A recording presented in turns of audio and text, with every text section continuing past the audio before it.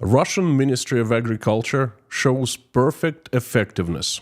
Putin's advisor predicts close death of Mercedes-Benz and BMW. Russian Prime Minister wants to confiscate money of all Russians. Russian aviation industry is getting bailed out. Not.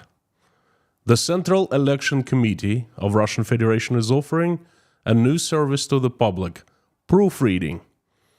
The administration of GULAG plans to introduce resort fee for both willing and unwilling tourists. And the biggest news of the week is a new threat that Russia is facing. This new threat is most likely the biggest and the most dangerous one that country has ever faced. It's mysteriously appeared out of nowhere, out of the blue.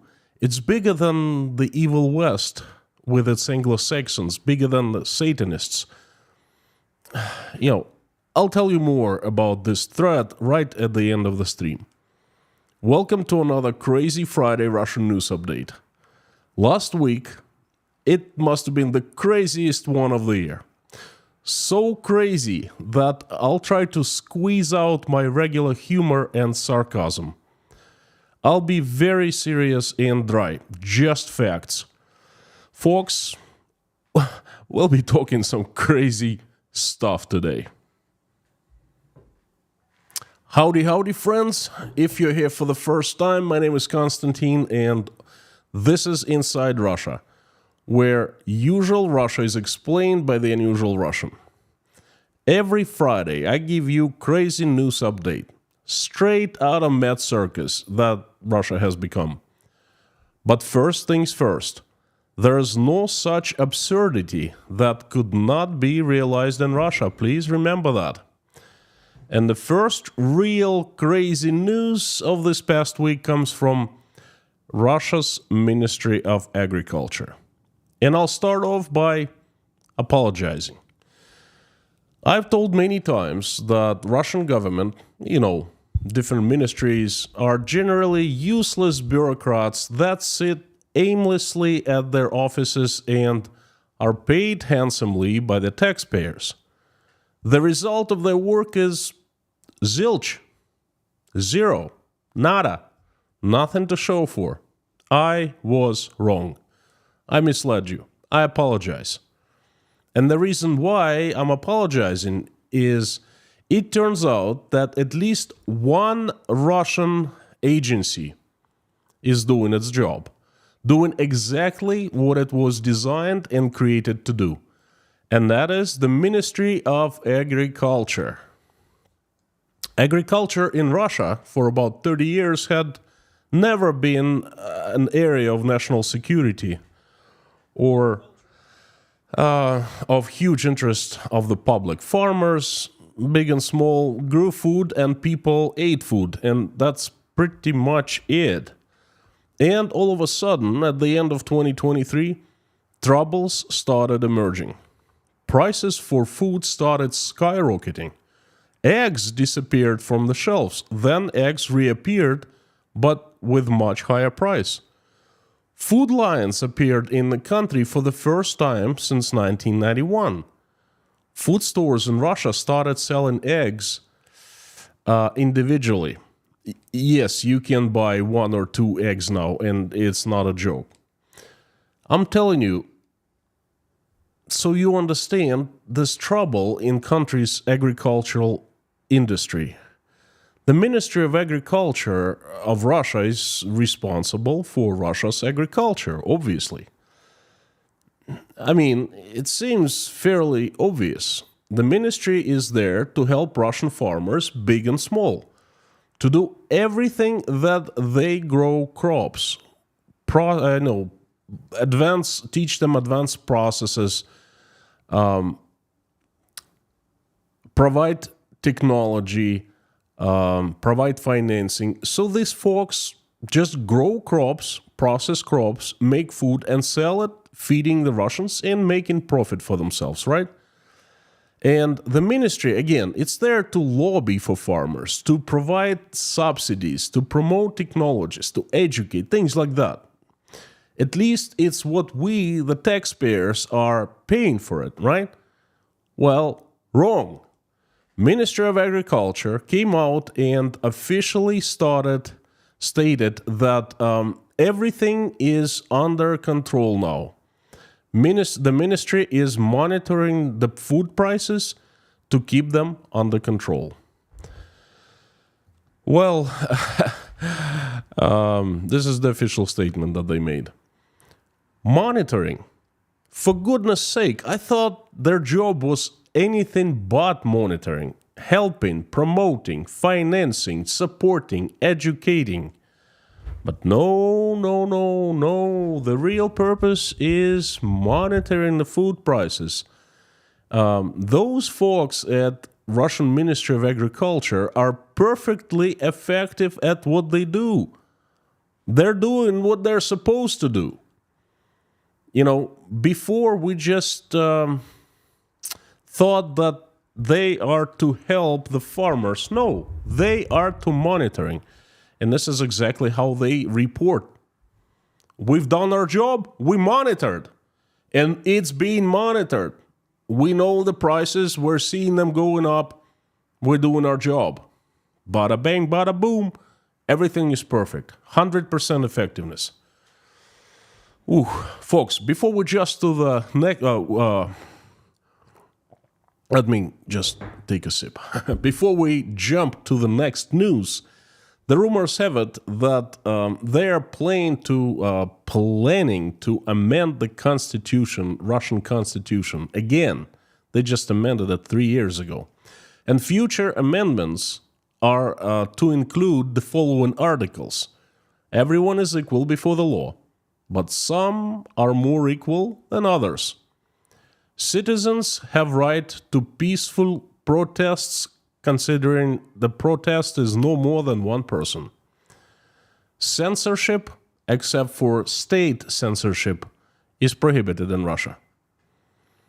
And the next news comes from south of Germany, from Stuttgart, Baden-Württemberg, and München, Menga, Freistaat Bayern.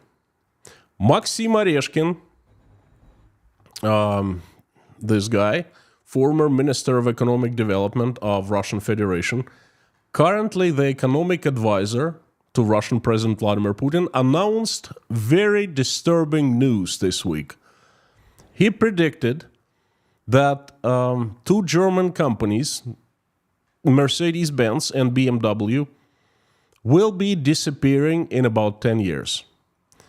Oreshkin said that Mercedes-Benz and BMW, I quote, will go down in history in 10 years.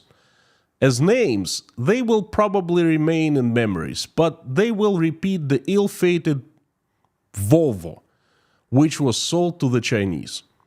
And he added that European manufacturers now have neither a sales market nor a technological advantage they had 5 or 10 years ago.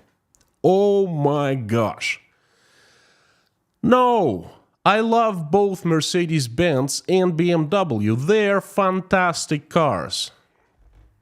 Probably the best car I have ever driven in my life was 1998 BMW 540. That was a real ultimate machine. And I owned a Mercedes W212 for 13 years straight. The car was marvelous. And in 13 years it never broke down, never failed me, not ever once. After 13 years, it ever had its original battery and it worked fine. Germans. Now, all those technologies, all those technical gems, all that good stuff that you designed and created are slipping through your fingers. How you're not seeing that? What the heck? Please don't do that. No, I am very serious, okay? I am addressing Mercedes-Benz and BMW directly. If you know anyone, please forward my video to those manufacturers. If you're listening to me, please keep your companies alive. Please keep on doing what you have been doing for the past 100 years. Make your cars better. Wait. Your cars are already the best in the world. Well, I don't know. Do something. Do something that your companies don't go down in history in 10 years, just like Oreshkin said. And don't forget about the competition. Don't forget that the next year, the Moscow Mule, new red-hot manufacturer will start mass producing Russia's secret weapon. Be serious. The rumors have it that after it enters the production stage very soon, it'll have a special sports series called the Moscow Mule 100. The rumors have it it'll be able to drive at Russia's record speed. It'll break 100 km/h barrier. Yes, that's direct competition to you fellas. M and IMG divisions. Please be serious, but please don't go down. Check out these hooks. Stylish and practical at the same time. If it breaks down, the Moscow Mule can be pulled by a real mule. Imagine sitting on a mule, pulling a Moscow Mule and sipping a Moscow Mule. 3 mules at the same time. How about that? I think it's nice. The rumors also have it that now, at the later development stages, the famous Russian design studio called Bang Bang Education has been brought on board to give the car finishing touches. Right now, they're giving 50% discount on their services to anyone. It means that that ensures that the mule will look elegant and stunning. And the name Bang Bang Education is absolutely, it speaks for itself. So, BMW and Mercedes-Benz, please fight back. Don't disappear in 10 years. Don't lose it to Moscow Mule. We want to drive your cars. They're real pleasure and enjoyment. Prove Maxim Oreshkin wrong, I beg you. Please, please stay with us. Before I jump to the next news, the rumors have it that in Russian museums, Fabergé eggs will soon be replaced with regular eggs. And the next news is a very rare guest at my streams, at my updates. It's an honest statement from a high-ranked Russian government official, Denis Manturov. This guy. The deputy prime minister said that at the highest level, we mean highest, it was decided to extend the practices of parallel importing for 1 more year, for 2024. I remind you, the parallel importing in Russia is considered when instead of buying directly from manufacturer, products are bought from a third party in a foreign country. 1 more year of that. Now, it's not really big news. You understand that Russia kind of has no choice. It must provide this, pirates tactics. But it was expected. Now, this is where it gets interesting. He also said that the parliament importing will be constantly importing the processes of the parallel import. The parliament will be adjusting the processes for gradual reduction in the list of products of parallel import. Yes, there's a list approved at the highest level, and there are laws about that. So the list will be a gradual reduction of this list, meaning fewer and fewer products will be accepted as parallel import. Let me translate you that gibberish into simple words. Denis Manturov officially warned the Russians that starting 2024, they'll have fewer foreign products and food available to them. You see, Russia produces almost nothing and relies on importing of pretty much everything. So if the Prime Minister says that the list of products for import will be gradually reduced in 2024, starting 2024, you know what it means, right? My wild guess? Not too many Russians understood that, what he said. You've got to listen to what the officials say and preferably be sober to understand. He who has ears, let them hear. Matthew 11:15. Before we jump to the next news, the rumors have it that Dmitry Peskov does not yet know which one of the Putins will win the upcoming presidential elections. It's still up in the air. The next news also comes from Russian government. Surprise, surprise. As you might know, Russia has a savings account called the National Welfare Fund. And it's kind of emergency stash, so to speak. It was large at one point because Russian government was taking some of the money that it was receiving from the exports of natural gas and oil and putting into that National Welfare Fund, basically into a savings account. It was very wise policy. But it's been quickly disappearing.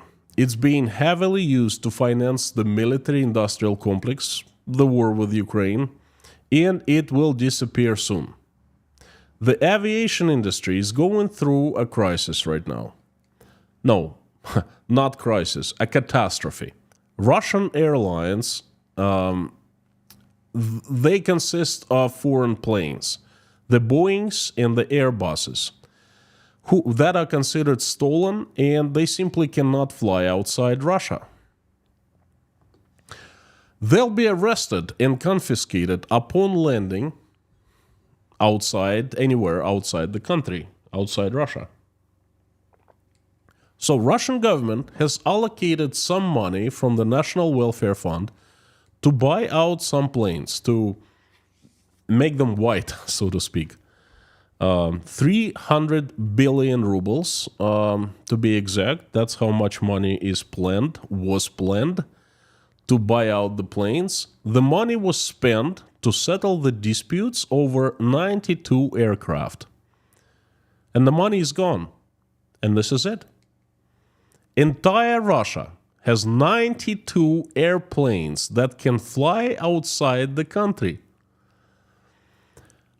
I think to say that everything is going according to the plan would be a gross understatement. Russia is definitely becoming great again and getting up from its knees. 92 foreign-made airplanes in the country, and that's it, is a sign of real greatness. I agree.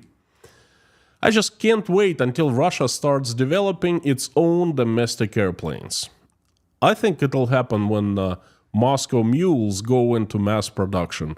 And the next craft that will come will be the Moscow Wasp.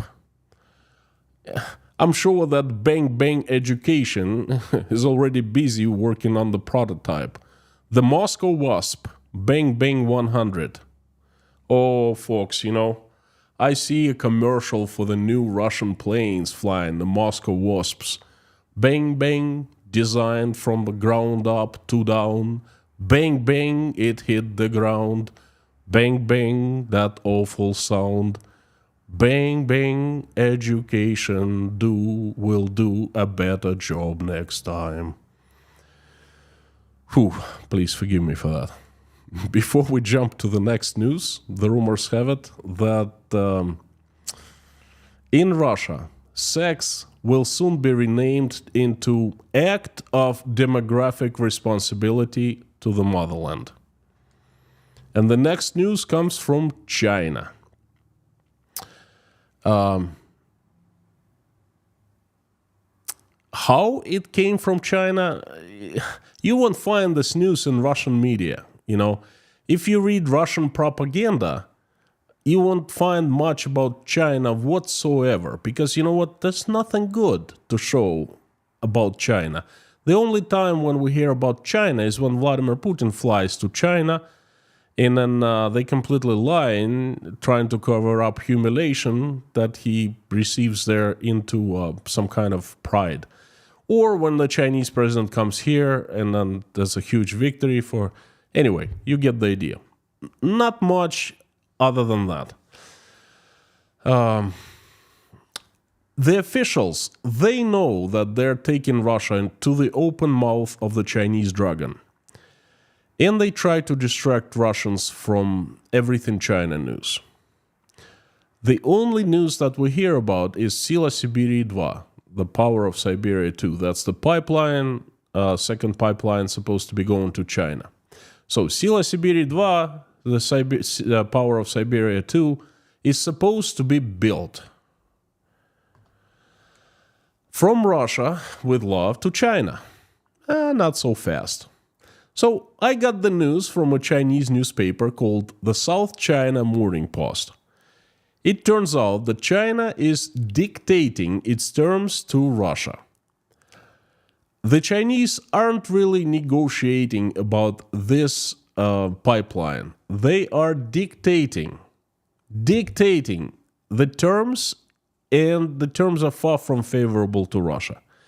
Basically, they're forcing Russians to pay for the entire pipeline, including the Chinese part, and they are forcing the Russians to sign long-term contracts at very, very low prices, at huge discounts. Is it worth to do the whole thing then? Whoa. It's not anywhere a fair deal to Russians. This Sila Siberia 2 stinks. Well, that's kind of expected. Russia is falling more and more into dependency from China. And this is what you expect when you fall into dependency from China. And the signs are all over the place. And by the way, do you know what's the most favorite New Year celebration dish on Russian tables in the southern regions of Siberia that border China? Yeah, no, you don't know? That's not Russian traditional Olivier that you can find on the tables of every single Russian. It's not red caviar, buterbrods. It's this. It's Peking duck. Welcome to 2024, where Russia is great again. Peking duck, for goodness sake. Oh. By the way, Vladimir Putin recently said that Russia is not gas station any longer. I'm pretty sure you all have heard that. The rumors have it that he said that because Russia has run out of gasoline. By the way, if you're liking today's news update, please help me spread it by making reposts of this in your social media accounts. Liking it, pressing that like button also helps a lot. Thank you. I hope, of course, that you're liking it. The next news is about a new service introduced in Russia. I have some good news from time to time. And the service provided this time,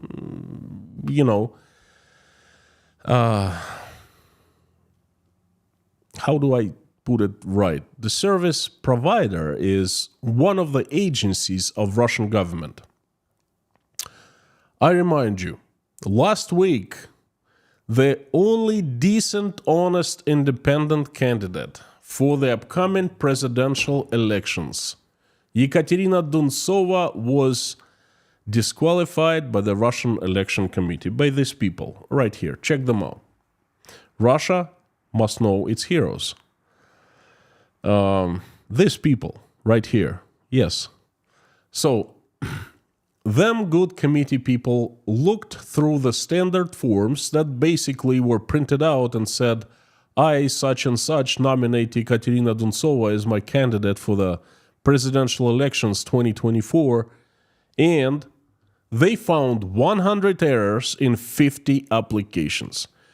People didn't even have to fill them out. They just filled in their names, dated, and signed in front of the committee representative and the notary public.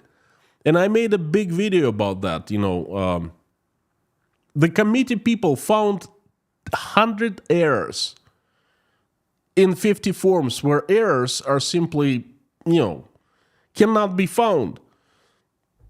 Based on their findings, they disqualified Duntsova.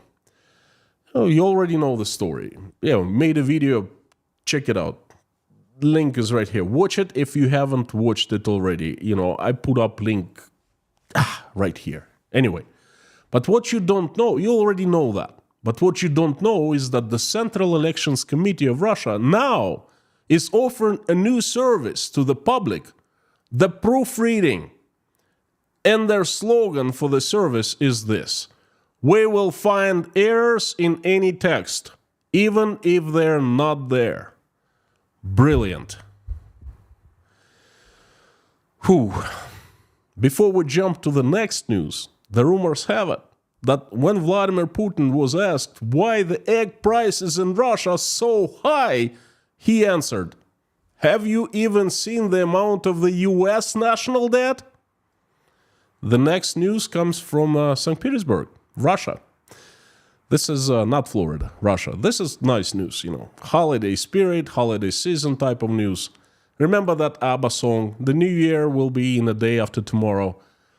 Sometimes I see how the brave new world arrives, and I see how it thrives in the ashes of our lives. Happy New Year, Happy New Year. May we all have a vision now and then of a world where every neighbor is a friend. Happy New Year, Happy New Year, dear employees of the St. Petersburg Humanitarian University of Trade Unions. The good folks were given bonuses for the brilliant service.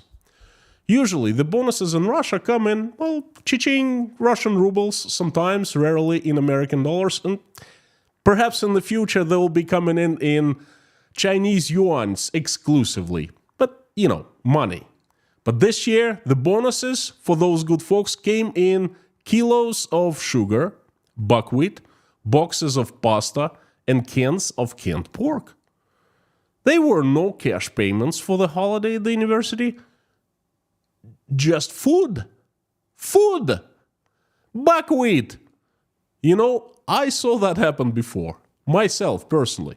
My father got the same thing every year from his workplace, a combine harvester factory where he was in charge of all train engines. He was a pretty important guy there.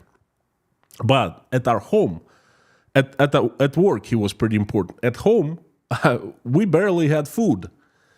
So my dad would bring food right before New Year every year, and it was called Novogodny Payok. And I think those of you who lived in Russia, you might remember that.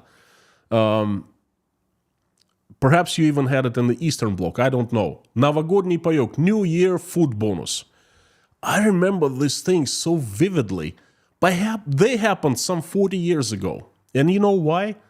They were huge events in our lives. I was a kid growing up. I remember one time Dad brought a can of Indian instant coffee.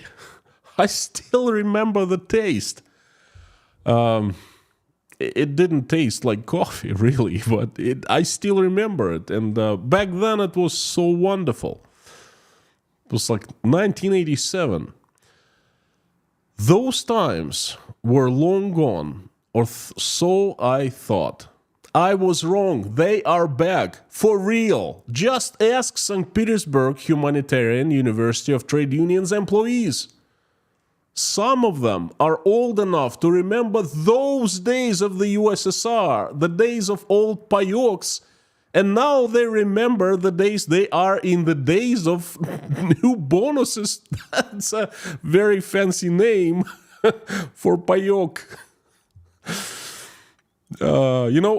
If I were one of the employees of this fine establishment, I would demand that they would replace all that buckwheat, sugar, and canned meat with eggs. You know why? Because of the next news. And the news came out from food supermarkets in 4 Russian provinces: Khanty-Mansiysk, Voronezh, Chelyabinsk, and Tyumen.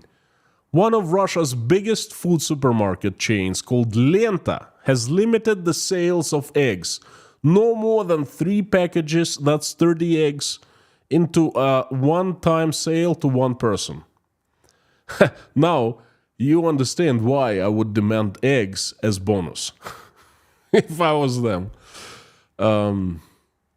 By the way, the Belgorod region, the governor has forbidden to sell all the stores more than 20 eggs to one person at a time.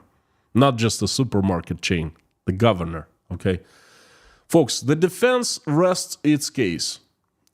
I don't know what to say, okay? If you do, please share in the comments below. But before we jump to the next news, the rumors have it that the Russians have been offered to paint potatoes instead of eggs when the next Easter comes. You think this is it? You think this is it for the news? Wait, it gets better and better. The next news is not a joke. It's very serious, all right.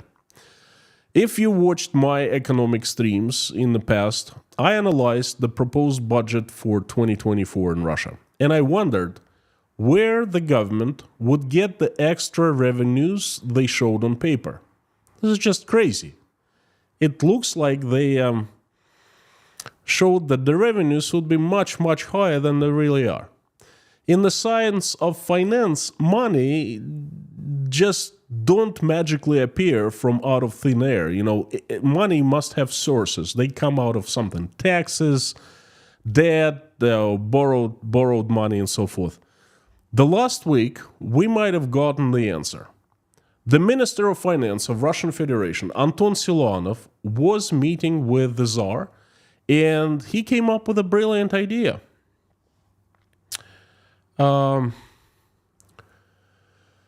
Very creative. Who would have thought? Are you ready? Please don't fall off your chairs. Anton Siluanov called 40 trillion rubles that Russians have in their personal bank accounts, I quote, a good source for country's economic development. He suggested that Vladimir Putin makes his decision to put citizens' money to country's economic development, to the good cause. Folks, do you know what my first reaction was when I heard this news?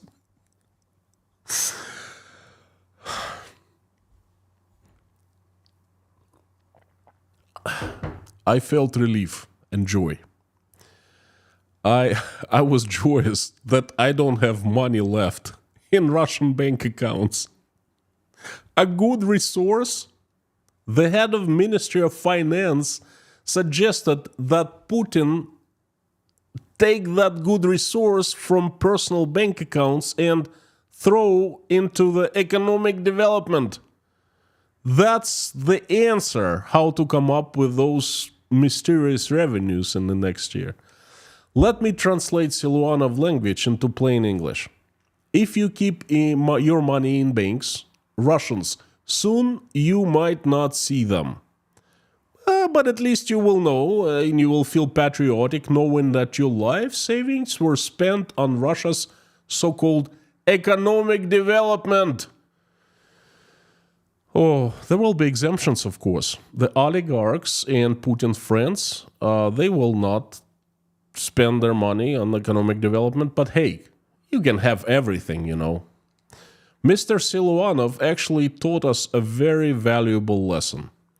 Remember what happens when you aren't interested in politics, and this just concerns not only Russians but everyone. It actually concerns you more. Yes, you in your country, wherever you are, more than Russians, because Russians are already done. Okay, they're about to get their money confiscated. It's gone too far, but you still have a chance. So remember what happens when you aren't interested in politics. And the politics get interested in you and come knocking on your door. In this particular case, they will come knocking on Russians' bank accounts. I quote Vladimir Putin, as he said once, "Tsap tsarap." But before we jump to the next news, do you know how they call Russians who own more than 2 eggs now? Middle class. Folks, if at this point you're asking yourself how I can help this channel, that's easy. The best way is to hit the like button, that always helps, or to buy me a coffee or a tea at buymeacoffee.com. That is fantastic. Or become channel's patron or sponsor on YouTube or on patreon.com. Either way would be absolutely awesome and much appreciated. The links are down below. Thank you, thank you, thank you. The next news is funny.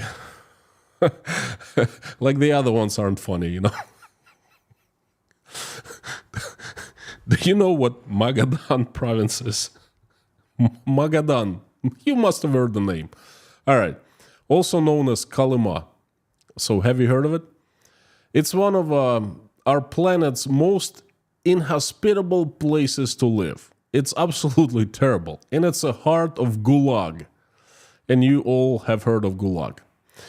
And the news is that the authorities of Magadan province want to introduce a resort fee.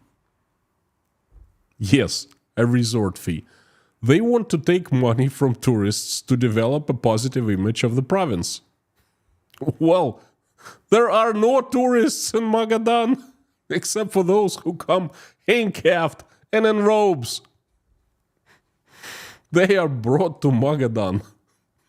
And it's like it's not bad enough. They'll have to pay the resort fee. You know, folks, this is nothing short of brilliance, Russian style. Еду в Magadan. Before we jump to the biggest news of the week, you know, and that's real big. The rumors have it that the head of Russian Central Bank, Elvira Nabiulina's face, is officially recognized now as the main indicator of the economic situation in the country. And the last news of this week is about the new deathly threat that Russia is facing now. Now, all jokes aside, let's get serious. Okay, that's pretty serious stuff. The new threat, like Russia hasn't had enough. Like Russia doesn't have corruption, the political apathy of Russians, Putin and his friends taking over Russia, and now, you know, the elves. Yes, the elves. The elves, as it turns out to be, are existential threat to Russia. Elves pose a serious threat to Russia, said Deputy Chairman of the Council of Assembly of Ethnicities of Russia, Andrei Khudalev, during his official speech. Now, Khudalev, this guy is not your small official. He is big, important, looked up to, and cited when he speaks. And he's been cited all over Russia after he named elves a serious threat. And for good reason. You know, that stuff no one really knew. Elves? Elves. According to Khudalev, about 12,000 Russian citizens calling themselves elves, that was registered in the last census. And in every Russian region, there are students, high school students, university students, who study Elvish language. There are a couple of things that Khudalev didn't mention in his speech. Most likely he doesn't even know. There are probably many more elves in Russia than 12,000. It's just most don't want to reveal themselves because coming out in Russia is now officially a crime. You go to prison for that. So Russian elves want to be on the safe side, just in case, and they remain elves in secret. What also Khudalev didn't mention, what kind of elves are a threat to Russia? There are many recognized species of elves, so which ones are dangerous? Higher elves or lower elves? Dark elves or light elves? Lunar elves or forest elves? I've given it a thought, and I tend to agree with this Russian official. I think that the elves are a threat to Russia. What I don't understand is how easily some Russian officials reveal top secret information. How? This is top guy, a member of Russian government, official member of Russian government. He just admitted that elves are a threat to Russia, therefore to Russians, Russian people. And who the elves are enemies of? That's right, orcs. Orcs! I'm trying to apply logic and common sense here. If elves are a threat to Russians, then who are the Russians? I heard the Ukrainians said it over and over again. But you know what? I didn't believe. Sorry, I was wrong. You knew. You had secret knowledge revealed, and now it's revealed by Russian official Andrei Khudaleev. Ukrainians, you are officially brilliant. And so many threats. On top of other threats, now the elves. Even worse, now we Russians, we must live with it. And I think you know what I mean. Folks, and this is it for the news update today. I suggest now you check out another video I made documenting how I was leaving Russia forever. The link is right here. Thank you. Carthago delenda est.